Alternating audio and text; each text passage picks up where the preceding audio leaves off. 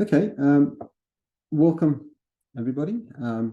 Before we begin, I would like to acknowledge the traditional custodians of country throughout Australia and their connections to land, sea and community. I am on Darug land. I pay my respect to elders past, present, and extend that respect to all Aboriginal and Torres Strait Islander peoples here today. So welcome to the Humanities Religious Studies Research Collective seminar series for 2023, which is based in the School of Humanities and Communication Arts at Western Sydney University. Thank you all for being here. My name is Milad Milani. It's an absolute pleasure to present to you today on my current research activities, which I hope you will find interesting. I'm thrilled to be speaking about two of my favorite topics, Heidegger and religion, even though they aren't always paired up that way. Well, we'll speak a little bit about that today. I would firstly like to say a few words about the Religious Studies Collective, as this is the inaugural seminar series for the collective.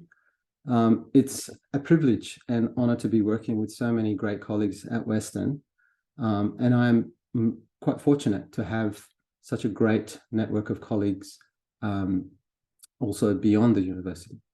I'm pleased to say that despite our independent research focus and disciplinary approaches, we all share an interest in religion. And it's so nice to have the chance to provide this platform for us to be able to share and discuss our ideas and findings. I'm particularly grateful to my colleague, Associate Professor Diego Bubia, who is now based at University of Turin, for his support and encouragement and being with me all the way, getting the collective started. I'm sad that he is no longer at Western, but happy for him, obviously, that he's in such a great place and close to family in his country of birth, Italy. And he certainly leaves big shoes to be filled.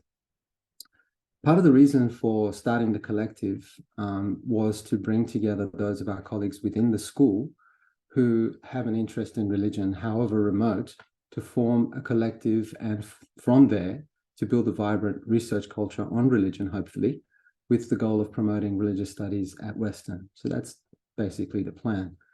Now, a humanities-based focus on religion is important to me since there is already a wonderful host of colleagues with the School of Social Sciences who work on religion through a very strong social scientific focus.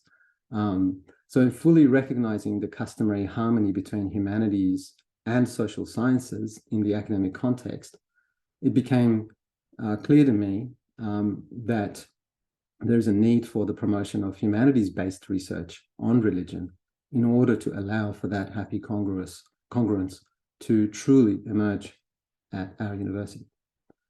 So here we are.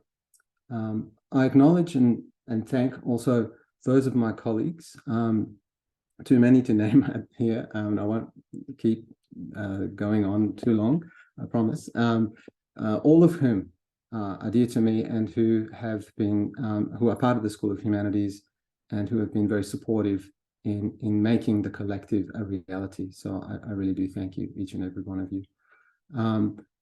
I do want to make mention of Associate Professor Alison Moore, who's Associate Dean of Research, because she really gave the spark of inspiration initially in the conversation with her about what to do about religious studies at Western. And also I'd like to mention Dr. James Gooley, who was Associate Dean Graduate Studies at the time, with whom I was speaking, and his support, in particular across the postgraduate cohort, in getting this happening. And I also want to make a special, say a special thanks to the Dean of our school, Professor Matt Maguire, for his endorsement of the collective. So last but not least, I want to thank Sarah Bakula, I hope I pronounced that properly, please correct me if I didn't, who's a PhD candidate at Western and also a speaker in the series, for her generous help in organizing and facilitating the series. So thank you for the time you've given to this event and to get this event off the ground.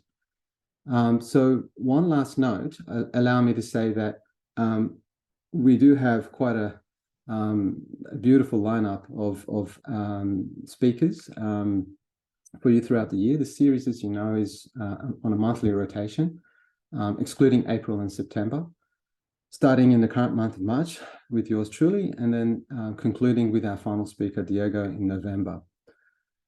There are 7 speakers in total, each bringing something new and exciting for us to consider and discuss. The second hour of the seminars, if you do stay on, also is designed to give us that time to reflect and consider on what we've heard and have a fruitful and collegial discussion on the topics presented. And this will be done, of course, in an informal manner. Please do register for the series, and I hope to see you all again throughout the year. I think that's all I need to say, and I'll get started now on my presentation. In this talk, I will make some general remarks about Heidegger and the study of Islam. I will also try to contextualize Heidegger's philosophy for an examination of Islam's intellectual tradition, with reference to some of the things I'm working on at present. The relationship of Heidegger to Islam is chiefly defined by his reception in the Islamic world, and as such, not about his thoughts on Islam. It is likely Heidegger was aware of Islam, for his reading of Nietzsche alone would have given him some acquaintance with the religion, if not a formed opinion, however problematic that may be. But Heidegger's knowledge of Islam will not be a point I will pursue in the present talk, other than to make a general observation in this regard as a way to make our approach to the main topic of discussion.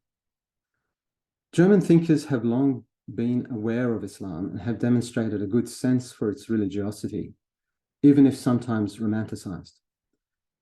In his 2009 book, History of Islam in German Thought, From Leibniz to Nietzsche, Ian Armand, who is professor of culture and theory at Georgetown University, has well demonstrated the thought of key German thinkers on Islam. And bar the political lens and cultural bias that generally guided the European perception of Islam, which he addresses, he has successfully shown that many of them have indeed held a complex appreciation of the Mohammedan religion.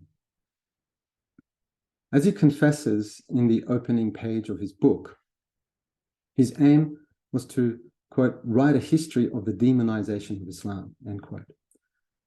But as he begins his research into the matter, the evidence overwhelmingly convinced him of a more nuanced case.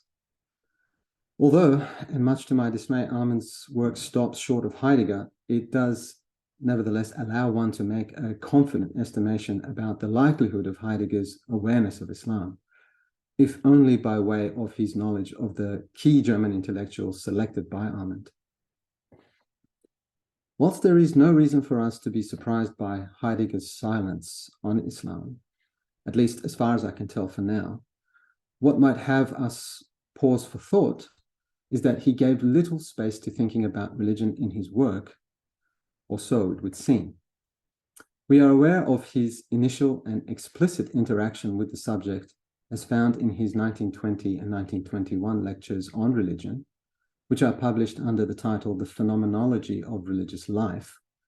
But we also know that Heidegger does not address the subject directly again, unless, of course, we consider his lecture course at Freiburg in 1955 to 1956 concerning Leibniz's Principle, that was later published under the title The Principle of Ground, or sometimes translated as The Principle of Reason, in German, Der Satz vom Grund. It is in this work, in particular, that Heidegger so openly makes use of the mystical tradition. Now, I say it would seem concerning religion, because I suspect Heidegger retains what appears to me a distant interest in religion, which suggests that his concern with religion was purely unconventional.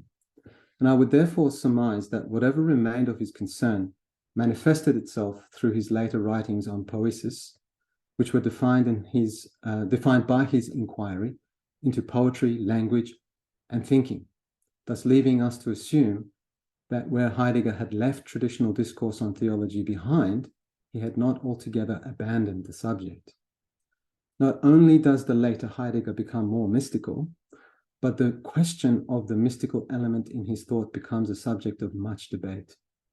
On this, I note the very important book written by John D. Caputo called The Mystical Element in Heidegger's Thought. That is most helpful in navigating the issue of Heidegger and mysticism for anyone interested. In any case, I've been interested to learn more about another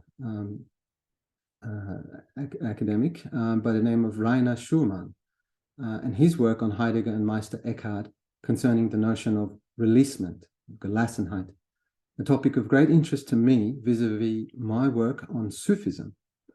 And Sufism is something I consider to be the mystical component that is active in Islamic history. And incidentally, to insert a plug for another event I'm presenting at, I'll be giving a talk on the application of Heidegger's philosophy for interpreting Sufism later in the year in another forum. But back to Heidegger and the study of Islam.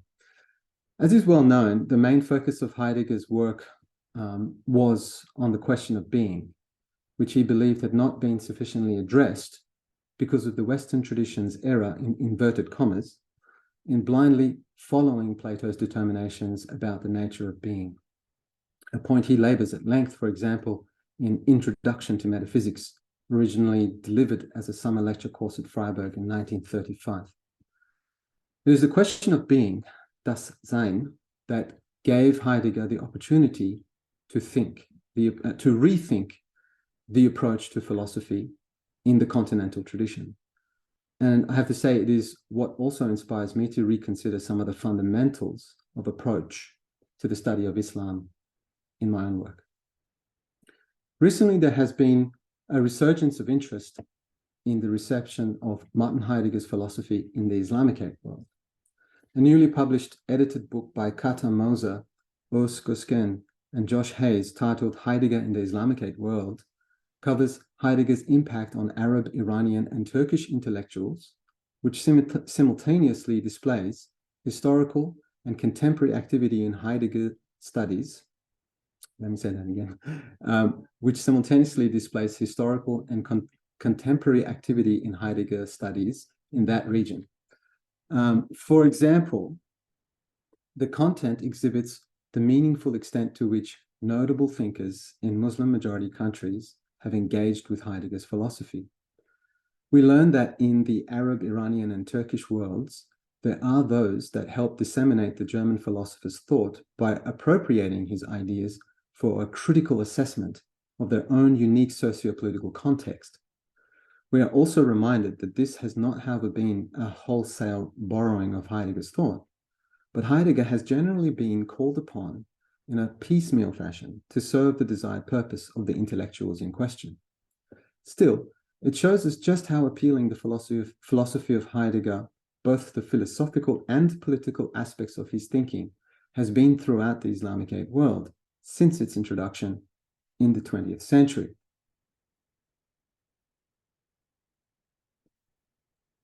I note just two of the better-known avant-garde intellectuals in the Muslim world. The first is Hassan Hanafi, who died in 2021, and Fethi Meskini, who was born in 1961. Meskini won a prize for his groundbreaking translation of Being and Time into Arabic in 2012. And Hanafi is noted still for his operative use of Heidegger. The term operative is a borrowing from Eugen Fink, who was a student of Husserl and Heidegger. As Kata Moser from the University of Göttingen has demonstrated through her doctoral dissertation, modern Arab philosophers, by reading Heidegger, had in fact learned a way of thinking from him. Her thesis refers to the well-known example of Meskini, as well as two lesser-known Moroccan philosophers by the names of Abdul Hadi Miftah, who was born in 1952, and Mohammed al-Shaykar, born in 1963. She points out that these thinkers, for example, like Heidegger, perceive their intellectual tradition as replete with metaphysics, and like Heidegger, have moved to critique metaphysics. Now, I am particularly attentive to her work and am inspired by her achievements. because I believe it not only opens up new space for the re-examination of thinking in the Islamic world, but it also calls us to the task of rethinking the thought of major intellectuals of that world. It is the latter activity that in part occupies my interest. This is because Heidegger is not only exciting for a rereading of the Western tradition, but he is, I believe, even more exhilarating for the study of Islam. As I see it, then, Heidegger's philosophy lends a fresh perspective to the examination of the phenomenon of Islam in history. So there are two projects relating to Heidegger that I am presently developing. The first, inspired by Heidegger's notion of fundamental ontology, investigates what it means for Islam to be. The second, following Heidegger's interrogation of the history of Western philosophy, probes the history of Muslim thought. Through both, I'm interested to examine the extent of Plato's legacy within the Islamic milieu. For example, Moser demonstrates through her case studies that Arab, Iranian, and Turkish thought appear to share the same fate as European intellectual tradition, that is, according to those who critique it from a Heideggerian perspective. Such criticisms suggest that Muslim thought had not been broken free from the historical, metaphysical thinking of its past, that is, not until its encounter with Heidegger. Admittedly, this might seem circular, but I take the intellectuals noted at their word, and there is something which at least they detect as being amiss. This does raise the question about the degree to which Muslim thinking, without having had recourse to Heidegger, was independent, innovative, and original from the time of its engagement with the so-called Western tradition. For instance, its engagement with Greek thought, starting in the 8th century, its engagement with Enlightenment thinking, and later, its engagement with modern intellectual developments. I'm certainly aware that the question of originality has been already addressed in the affirmative, I should say, by leading intellectuals. I will offer a synopsis of just two prominent figures regarding this, one of whom is sympathetic to Heidegger's philosophy in general. But allow me to say that I take a more cynical view regarding this. The first figure is Muhammad Abed al-Jabri, who lived from 1936 to 2010, and who was well known for his advocation of what he called new Averroism, by which he wanted to define Arab thought.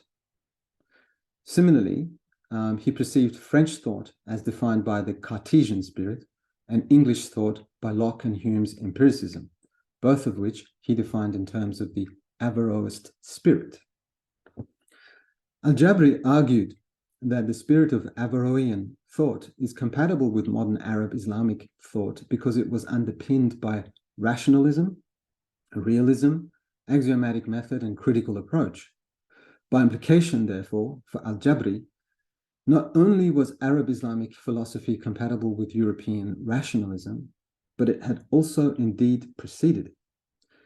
An introduction to his philosophical critique is available to read in English under the title Arab Islamic Philosophy, A Contemporary Critique. The English translation introduces the reader essentially to his 3-volume magnum opus called Naqd al-Aql al-Arabi, Critique of Arab Reason, which was published in 1984, 86, and 1990. Al-Jabri was a celebrated Moroccan philosopher who taught Arab philosophy at Mohammed V's University in Rabat. Our second figure is Nader el-Bezri, who was born in 1966 and specializes in phenomenology, Islamic science and philosophy, and architectural theory, and is currently the Dean of the College of Arts, Humanities and Social Sciences at the University of Sharjah in the UAE. In his book, The Phenomenological Quest Between Avicenna and Heidegger, el-Bezri sets out to demonstrate the sophistication of Islamic intellectual heritage with the case study of Avicenna, the renowned Persian philosopher and physician who lived from 980 to 1037. El-Bezri, with great skill and in fascinating detail, presents the reader with a comparison of Avicenna's notion of being to that of Martin Heidegger's. He essentially argues that Heidegger's monumental claim to have proffered a genuine account to overcome metaphysics was already anticipated in the works of Avicenna, who sensed the need for alternative phenomenological methods of investigation in ontology that would contribute to the renewal of philosophy in general and ontology and metaphysics in particular. To quote him at length, El-Bezri says, interpreting Avicenna's philosophical accounts of being in light of addressing contemporary concerns about the question of being shows that the Avicennian accounts of being do overcome some aspects of classical ontology by overcoming ontological accounts that are substance or subject-based. To sum up, Avicenna's consideration of the question of being does not reduce being into something that is other than itself.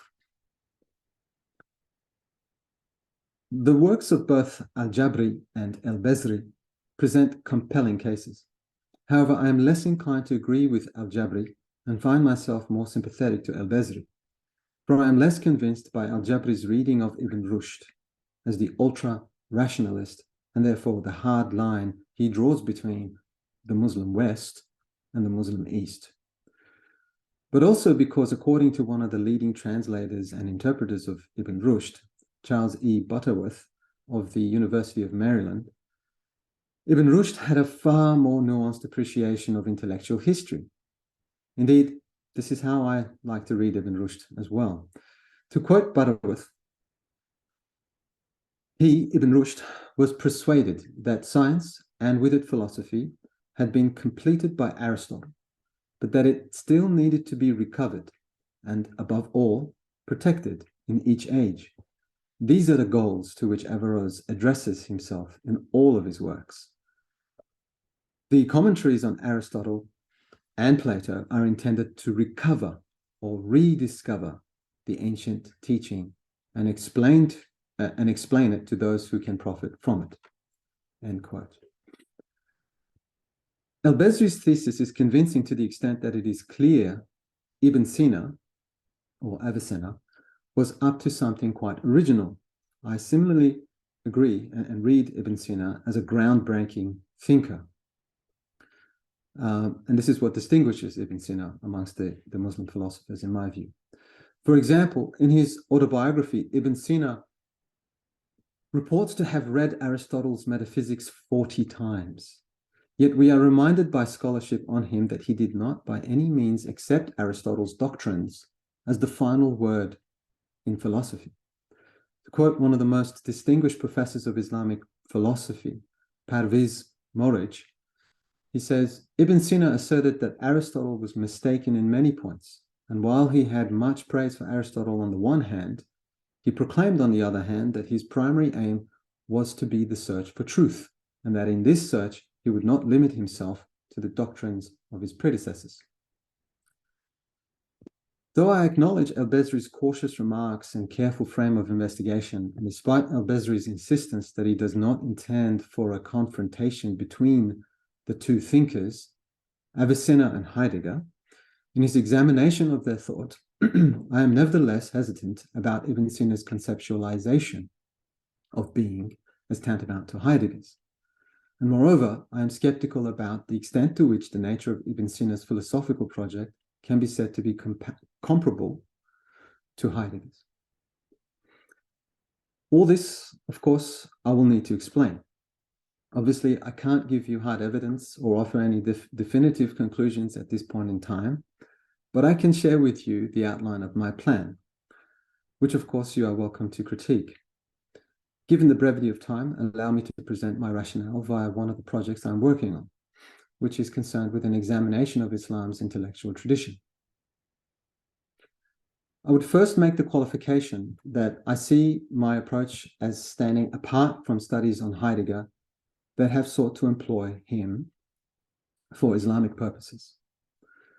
I'm interested instead in the examination of Islam through the lens of Heidegger's philosophy, as pointed out. Given my skepticism about the comparisons with Heidegger that have been offered, I should like to test just how far my suspicions will take me. To offer a grossly oversimplified explanation of Heidegger's philosophy, I understand him to have taken issue with the metaphysical assumption in language that concealed being, and as a consequence, the question of being. So I would like to inquire, was such an issue at any point in Islam's intellectual history also a concern for Muslim thinkers? For my project, I have selected some 12 key intellectual figures from both the pre-modern and modern periods of Islamic history. And what I set out to do, I believe, departs from what I've described of the collected works that can be found in the Moser et al. Volume. Whilst they are studies on predominantly Muslim intellectuals belonging to the 20th century who have utilized and are informed by Heidegger in commenting on their situations, and essentially such academic interest has analyzed the impact of Heidegger on the Muslim intellectual milieu, I'm interested in Heidegger as a critical tool for the study of Muslim intellectual history. As such, I want to re-examine perceptions and assumptions about Muslim thought on matters of society, politics, philosophy, religion, and so on, not for any other purpose, but for the sake of shining further light on the conditions that allow us to recognize the basis on which we can understand Islam as intelligible to us. Following Heidegger's approach as set out in his 1951-1952 lecture course, What Calls for Thinking, I would then call for thinking about Islam, because what has called us to thinking about it in the past, namely our thinking about Islam, has now withdrawn. And now more than ever, we are wanting to draw into it. We call for thinking about Islam because we want to speak about it. That is, as Heidegger says, to call means to speak to something by addressing it. And because thinking about Islam, and because by thinking about Islam, we call it so as to appeal and thus to let it arrive and come to presence. I'm quite fond of Heidegger's analogy of the cabinet maker concerning the point that he makes. He says, if he is to become a true cabinet maker, he makes himself answer and respond above all to the different kinds of wood and to the shapes slumbering within wood, to wood as it enters into man's dwelling with all the hidden riches of its essence. In fact, this relatedness to wood is what maintains the whole craft. Without that relatedness, the craft will never be anything but empty busywork. Any occupation with it will be determined exclusively by business concerns. Every handicraft, all human dealings are constantly in that danger. When we call for thinking about Islam, then, we are wanting to underline the value of the study of Islam in the way Heidegger suggests we approach anything that beckons us to understand it.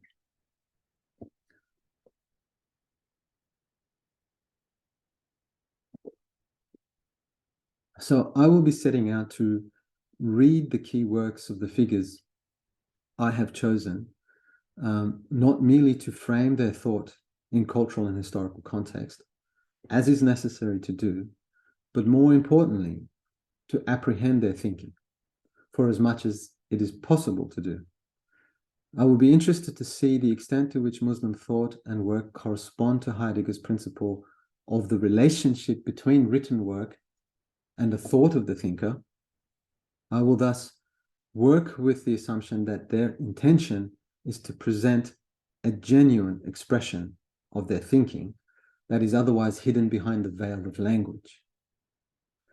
A veil that most certainly separates us from our figures initially, and especially when we are not looking to draw into their thinking. I will also work with the assumption that each thinker undertook for themselves the task of bringing forth meaning and truth by way of the poetics of language they employed. Conceivably, their aim must have been to disclose the concealed thought in language. I will take these assumptions as a given until proven otherwise in my inquiry into their thinking.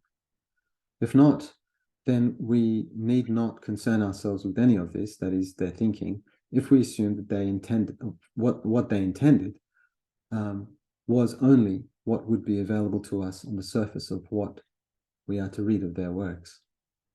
We can also disregard the question of the disclosing of truth from a myth's language if we are to take them literally at their word. Now, finally, I think it is important also to ask ourselves about the degree to which we might anticipate their thinking on the issue of fundamental existential questions, to be free from the underlying limitations set by the theological and metaphysical paradigms. We might further ask, do these case studies show Muslim thinkers as attuned to the complexity of thinking about the unconcealment of being, a truth that was ultimately translated through a theological language?